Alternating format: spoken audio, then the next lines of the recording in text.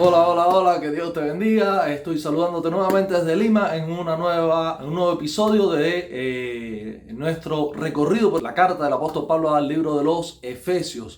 En este nuevo episodio de nuestro canal Vida Cristiana en Acción, te estoy invitando a que nuevamente estés abriendo tu Biblia y estés preparándote, porque lo que vamos a estar compartiendo hoy es genial. Entonces comenzamos en Efesios capítulo 1, versículos del 15 hasta el versículo 23. Ya estamos entrando un poquitico más en materia. Si no has estado siguiendo hasta ahora, te habrás dado cuenta que el apóstol Pablo, de versículos 1 y 2, estuvo simplemente presentándose a los efesios. Soy Pablo, soy apóstol de Jesucristo por la gracia de Dios. Y luego desde el versículo 3 hasta el versículo 14 estuvo dándole gracias a Dios. Prácticamente estuvo diciendo, bueno, yo bendigo a Dios por lo que Él ha hecho con ustedes, porque les predestinó por el puro afecto de su voluntad para alabanza de la gloria de su gracia, para alabanza de su gloria. Les ha dado una herencia, y en esa herencia no solo les dio una herencia que van a heredar en un futuro, sino que además les dio las arras de la herencia, que es el Espíritu Santo de Dios, para que puedan ser, es decir, para que en esta vida práctica, en este caminar, en este mundo, ustedes puedan ser efectivamente para la alabanza de su gloria. Y entonces ahora entramos en el versículo 15 de esta carta. Esta es una carta sumamente espiritual, una carta que tiene revelaciones sumamente profundas. Así que si tú eres de esas personas que tienes un anhelo de la presencia de Dios, un anhelo de una vida espiritual más profunda, de un encuentro poderoso con el mundo espiritual, creo que esta es la carta que más te va a fascinar. Obviamente muchas cartas que hablan de este tema, pero esta carta tiene revelaciones muy importantes. Así que ahora estamos ya en el versículo 15 y Pablo está con tremendo gozo, está diciendo: por esta causa también yo, habiendo oído vuestra fe en el Señor de Jesús y de vuestro amor para con todos los santos, no ceso de dar gracias por vosotros, haciendo memoria de vosotros en mis oraciones. Y si usted nota el tono de esta carta, hay muchas cartas que son un poquito más tristes, unas cartas que son más enojadas, porque está Pablo amonestando a los cristianos, pero en esta carta Pablo entra de pleno, entra diciendo: yo me regocijo, yo estoy súper contento por lo que Dios ha hecho con ustedes, porque les predestinó, porque les llamó, porque les está utilizando por el puro afecto de su voluntad y porque ha puesto el sello del Espíritu Santo. Yo no ceso de dar gracias a Dios por lo que ha hecho en ustedes. Estoy sumamente contento por esto y estoy haciendo memoria de vosotros. Es decir, a cada rato me acuerdo de vosotros y oro a Dios por ustedes, para que esa obra que empezó la continúe. Y entonces el versículo 17 dice: ¿cómo? Dice: para que el Dios de nuestro Señor Jesucristo, el Padre de gloria. Fíjate como Pablo inmediatamente está hablando ya de cosas espirituales. No solo el Padre de la creación, no solo el Padre de la iglesia, sino el Padre de gloria. Ya Pablo empieza a referirse a la gloria de Dios. Dice: os dé espíritu de sabiduría y de revelación en el conocimiento de Él, alumbrando los ojos de vuestro entendimiento, para que sepáis. Y vamos a darlo ahí. Yo quiero que tú entiendas aquí. Hay un énfasis especial en varias palabras. Son palabras que generalmente dentro de la iglesia espiritual, las iglesias tienen varias tendencias. Yo siempre lo he visto como un triángulo, ¿no? La iglesia o hace un énfasis muy fuerte en el servicio comunitario, es decir, en la humanidad, en ser buenos prójimos, en ayudar al necesitado, en tener buenas relaciones interpersonales, y eso es algo muy, muy bueno. O hacen el énfasis también en lo que es mucha Biblia, mucho estudio, porque en la palabra de Dios te santifica, la palabra de Dios te renueva, la palabra de Dios te regenera, la palabra de Dios hace que tu vida se llene de sabiduría. Y están también las iglesias que en el otro extremo del triángulo, las iglesias que son sumamente espirituales. Y entonces, bueno, sí, es bueno la palabra de Dios, es bueno el servicio a la comunidad, pero lo más importante de todo es buscar la presencia de Dios, la llenura del Espíritu Santo, el poder de Dios, el reino de Dios en la tierra, echar fuera demonios, sanar a los enfermos. Y entonces generalmente las iglesias se encuentran en un punto medio en ese triángulo, ¿no? Y es interesante porque las iglesias que hacen mucho servicio, a veces un poco que no le dan mucha importancia a la palabra de Dios o a la oración. Las iglesias que hacen mucho énfasis en lo que es La palabra de Dios dice, sí, pero hay que eliminar el emocionalismo, hablando de que los espirituales son un poco emocionalistas y que los otros son muy humanistas, es decir, los servicios son muy humanistas. Y las iglesias que hablan de las cosas espirituales, que generalmente son estas iglesias de movimiento pentecostal, movimiento apostólico, dicen, no, la letra mata, ese conocimiento, hay que ser espiritual, es la revelación lo más importante, la espiritualidad, y tanta letra, eso es malo, y tanto humanismo es malo. Sin embargo, Pablo aquí inmediatamente está hablando de cosas celestiales, te vas a dar cuenta que se va a ir profundizando en cuestiones celestiales, pero empieza diciendo palabras que no entran dentro de este punto de los espirituales. Dice, os dé sabiduría, revelación, conocimiento, y utiliza la palabra ojos del entendimiento. Está hablando de algo que generalmente no tiene que ver con lo espiritual de una manera hablando, no sé si me estoy explicando. Sí, está hablando de entender, de razonar, de conocer, de utilizar la mente con pensamientos inteligentes que produzcan sabiduría. Dice, os dé espíritu de sabiduría, revelación en el conocimiento de él, alumbrando los ojos de vuestro entendimiento. ¿De qué está hablando? Obviamente, cuando tú te pones a analizar el contexto, te estás dando cuenta de que Pablo le está dando un énfasis profundo al estudio de la palabra de Dios ligada con la influencia del Espíritu Santo. Si te das cuenta, espíritu de sabiduría y revelación. ¿Te das cuenta lo que dice ahí?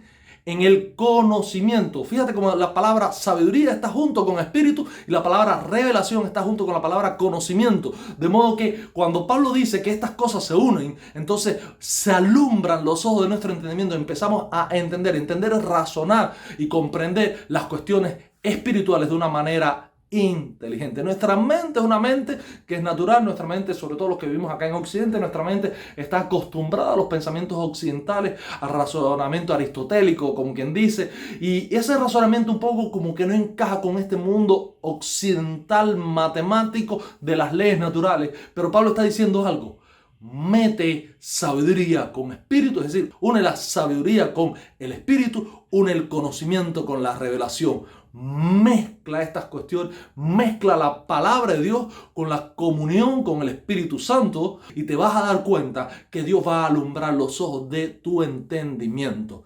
Y esto es un reto, amado hermano, si eres cristiano, que llevas mucho tiempo en la iglesia y tu iglesia es humanista, aquí está.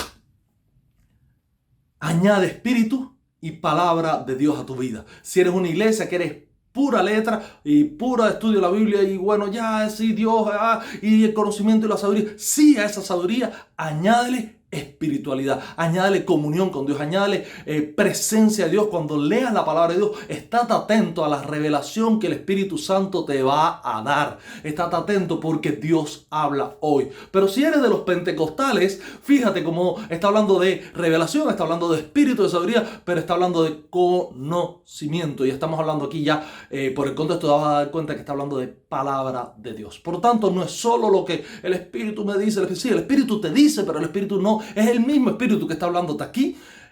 Habló en la palabra de Dios. Por lo tanto, Él no dice una cosa acá y se contradice. No está loco. El Espíritu Santo es claro, es conciso, es consistente. Por tanto, lo que el Espíritu Santo te va a decir aquí, ya lo dijo probablemente acá, o por lo menos no va a contradecir lo que dice acá. Así que lo que te estoy animando, amado hermano pentecostal, de estas personas espirituales, a esta espiritualidad, añádele conocimiento inteligente, entendimiento de la palabra de Dios. Y mira lo que Pablo dice que va a pasar. Vas a entender, número uno, cuál es la esperanza a la que Dios nos ha llamado. No voy a ahondar ahí, simplemente te voy a decir lo que dice Pablo que va a pasar. Número uno, vas a entender cuál es la esperanza a la que Dios nos ha llamado. Número dos, cuáles son las riquezas de la gloria, de la herencia de los santos. Fíjate que no es solo el Espíritu Santo. Anteriormente vimos la zarra del Espíritu como parte de la herencia. Fíjate que está hablando, esa es una parte, está hablando cuál es la riqueza de la gloria de su herencia en los santos. Y número 3, cuál es y aquí voy a hacer un énfasis porque si te das cuenta desde el versículo 19 hasta el versículo 23, Pablo empieza a explicar este último punto. Parece que a él es muy importante este punto. Yo quiero que tú pares un momentico y prestes atención. ¿Cuál es la supereminente? Fíjate qué palabra más larga, qué énfasis más importante hace Pablo aquí. ¿Cuál es la supereminente grandeza de su poder para con nosotros los que creemos?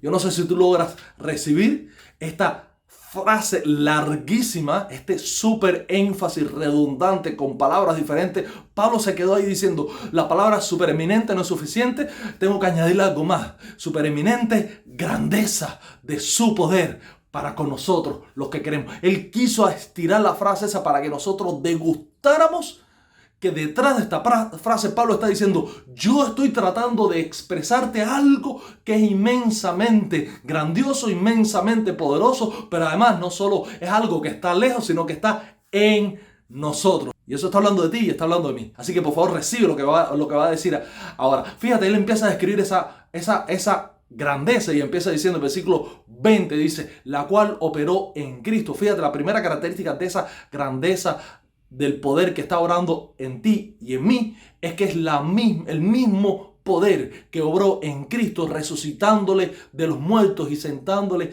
a la diestra de Dios, es decir, a la diestra de Dios en los lugares celestiales. Voy a hacer una pausa ahí. Estamos hablando de cosas espirituales y yo quiero que tú me entiendas lo que estamos hablando. Pablo está diciendo que hay un poder que está obrando en los que creen y ese poder es supereminentemente grande. Y es el mismo poder que obró en Cristo, resucitándole de los muertos y sentándole a la diestra de Dios. Ahora entiende esto. No sé qué te está impidiendo avanzar, no sé qué te está impidiendo comenzar o seguir desarrollándote en tu caminar cristiano, sea enfermedad, sea problemas económicos, sea problemas en el trabajo, sea relaciones interpersonales, no sé qué sea, pero Pablo te está diciendo que hay toda una riqueza de la herencia de Dios que está a tu disposición, que tú la puedes tomar. Imagínate la historia del hijo, no el pródigo, sino el otro hijo. Y él decía, papá, ¿por qué haces fiesta con mi hermano y conmigo nunca hiciste fiesta? Y dice, hijo, todo lo que tengo es tuyo, pudiste haberlo tomado, mi herencia. No tienes que esperar a que me muera, no tienes que... Disfrútala. Todo lo que tengo es tuyo. Y es el mismo principio que Pablo está diciendo.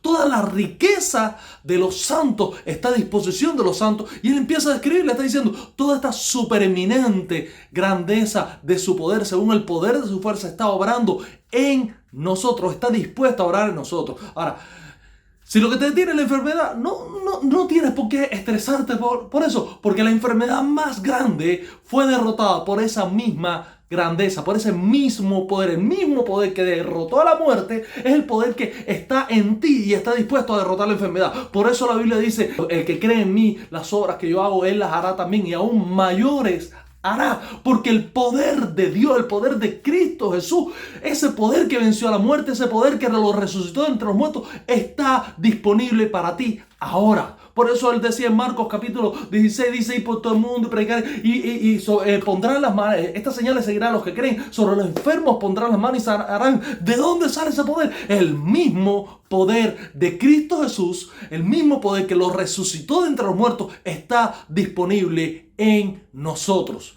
Y lo que Pablo está diciendo es, por eso Pablo está diciendo, tienes que mezclar palabra de Dios, el conocimiento de la palabra de Dios, el entendimiento de la palabra de Dios, con el Espíritu Santo, con la comunión espiritual del Espíritu Santo, y entonces vas a empezar a entender estas cosas. Y tu modo de caminar va a ser diferente, tu estilo de vida va a ser diferente, tu manera de proyectarte va a ser diferente, tu manera de analizar los problemas van a ser diferentes, y tu manera de esperar y de confiar en Dios va a ser diferente. Y esto es algo muy práctico. ¿Por qué te digo que es algo muy práctico? Porque es sencillo.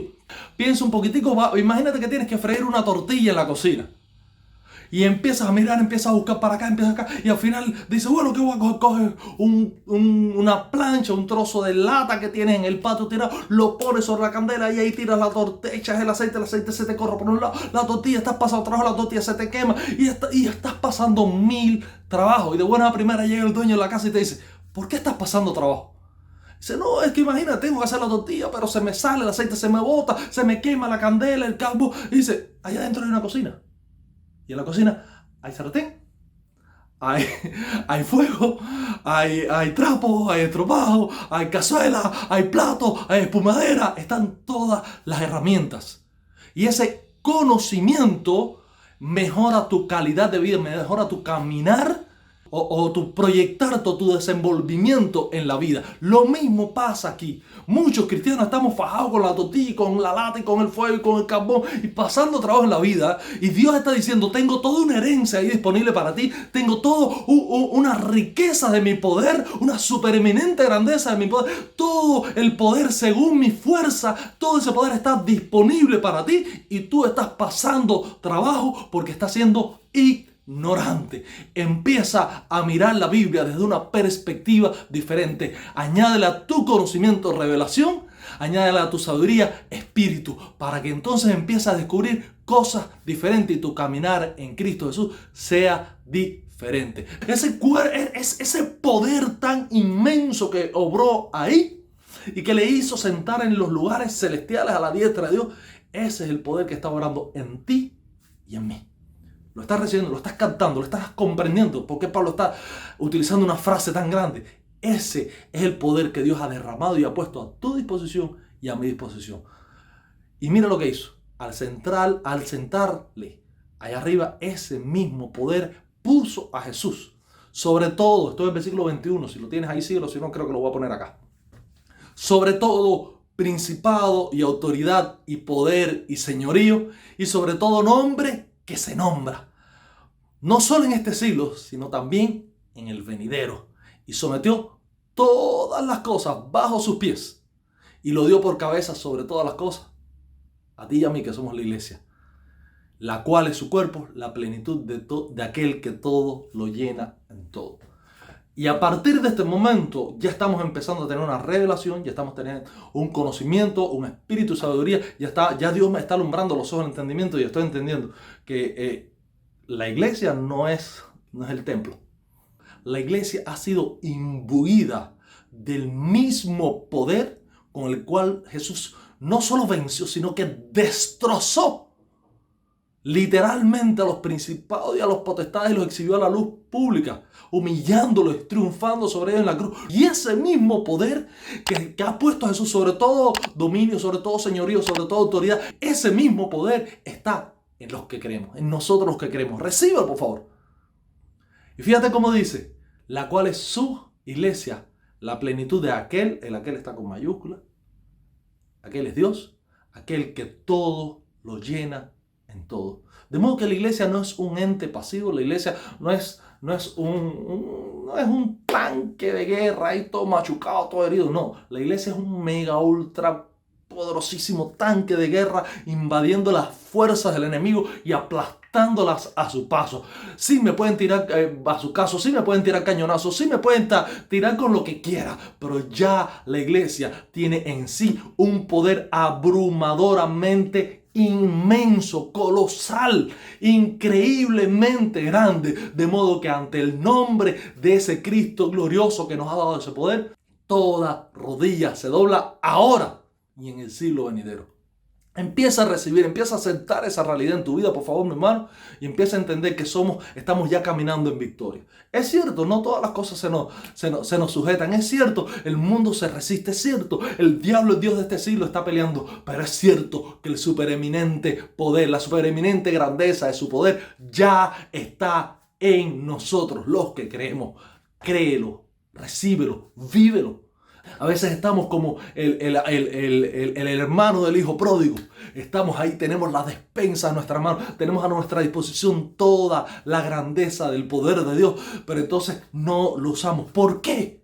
Es que tú no nos lo das. Todo lo que yo tengo es tuyo, le decía el padre al hermano del hijo pródigo. Tú no lo usas porque no quieres. Atrévete a creer en que el poder de Dios está obrando en ti. Esto no significa que los cristianos son personas que tienen el poder de Dios y la unción del alto y van caminando y yo soy el tipo y el mundo se somete a mis pies. No. Lo que significa es que el que es nacido de Dios es guiado por el Espíritu Santo. No sabes ni dónde vienes ni a dónde vas.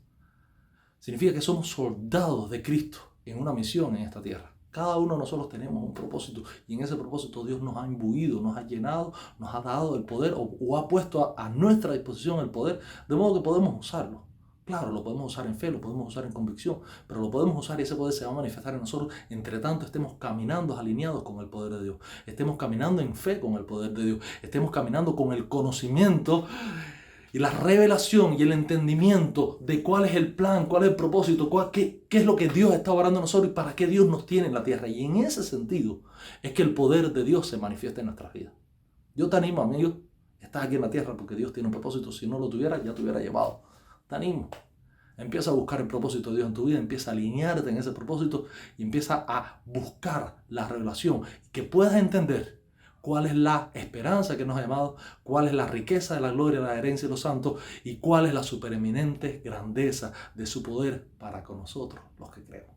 Un abrazo fuerte en Cristo Jesús y perdona que me haya alargado mucho. Dios te bendiga.